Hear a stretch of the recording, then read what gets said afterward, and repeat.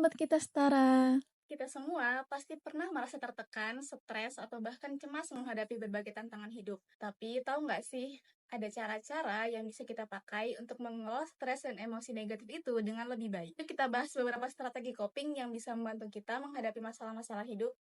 Sebelumnya, stres dan emosi negatif itu apa sih? Jadi, stres itu adalah respon tubuh kita terhadap tekanan atau tantangan. Nah, ketika kita merasa terancam atau kecapean, tubuh kita merespon dengan perasaan cemas, marah, atau bahkan depresi. Sedangkan emosi negatif seperti rasa frustasi dan kesedihan, ini juga bisa muncul ketika kita merasa tidak berdaya atau tidak puas dengan situasi. Ketika kita nggak bisa mengelola emosi ini dengan baik, ini bisa mempengaruhi kesehatan mental dan fisik kita, seperti gangguan tidur, gangguan pencernaan, atau bahkan menurunkan sistem kekebalan tubuh kita, sehingga tubuh kita jadi lebih rentan terhadap infeksi seperti flu atau penyakit lainnya. Tapi tenang, perasaan ini wajar kok. Emosi-emosi itu adalah bagian dari diri kita, dan semua orang pasti mengalaminya dan merasakannya. Jadi kamu nggak sendiri kok. Yang penting adalah bagaimana kita bisa menghadapi emosi-emosi itu dengan cara yang sehat dan positif. Kita bisa mengatasi itu dengan menggunakan strategi coping stres. Tapi strategi coping stres itu apa sih? Strategi coping adalah cara-cara yang kita gunakan untuk mengatasi stres, tekanan, dan masalah hidup.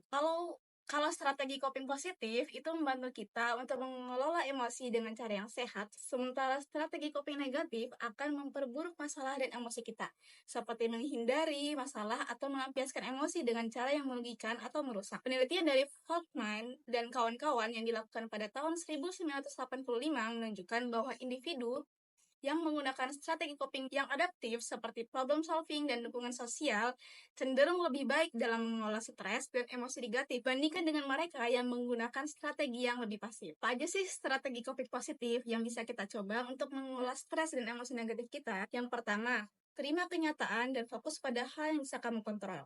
Kadang, stres dan emosi negatif muncul karena kita terlalu berusaha mengendalikan hal-hal di luar kendali kita. Padahal, gak semua hal kita bisa kontrol dan kendalikan. Jadi, langkah pertama, kita harus menerima kenyataan. Fokus pada hal-hal yang bisa kamu kendalikan dan bisa kamu ubah. Ini membuat kita menjadi lebih tenang dan fokus pada solusi yang bisa kita ambil. Yang kedua, fokus pada solusi. Saat menghadapi masalah, coba fokus pada langkah-langkah yang bisa kamu ambil untuk menyelesaikan itu. Daripada kamu fokus pada masalah, fokus pada solusi. Misalnya, kamu bisa membuat daftar solusi atau list tindakan atau to-do list yang bisa kamu lakukan untuk menyelesaikan masalah tersebut. Yang ketiga, relaksasi dan meditasi. Dalam beberapa penelitian, teknik relaksasi seperti meditasi, penapasan dalam, atau yoga terbukti membantu menurunkan stres dan mengelola emosi negatif. Soalnya, kamu bisa coba latihan pernapasan dalam atau meditasi selama 5-10 menit setiap hari. Ini membantu kita menjadi lebih tenang ketika menghadapi tantangan atau masalah-masalah hidup. Keempat, meminta bantuan dengan orang terdekat dan terpercaya. Berbicara dengan teman, keluarga, atau konselor bisa membantu kita merasa lebih lega. Dukungan sosial itu penting banget loh, membuat kita merasa nggak sendiri karena kita tahu ada orang yang mendengarkan dan mengerti dengan kita. Jadi, jangan ragu untuk meminta bantuan kepada orang terdekat kamu dan orang yang profesional ya. Yang kelima, menulis jurnal untuk memproses emosi. Menulis jurnal bisa membantu kita memahami perasaan kita sendiri. Ini juga cara yang baik untuk meredakan stres dan emosi negatif. Penelitian dari Dr. James Pennebaker menunjukkan bahwa menulis jurnal bisa meningkatkan kesehatan mental dan fisik karena membantu kita melihat masalah dengan lebih jelas. 6. Self-compassion atau kasih sayang pada diri sendiri. Saat kita marah atau kecewa pada diri sendiri, tetaplah bersikap baik pada diri sendiri. Jangan keras sama diri kamu sendiri. Jangan menyalahkan diri kamu dengan berlebihan dan ingatkan dirimu bahwa kita ini hanya manusia yang kadang berbuat kesalahan.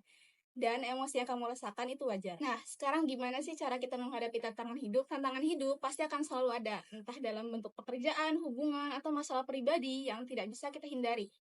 Itulah seni kehidupan, masalah akan selalu datang.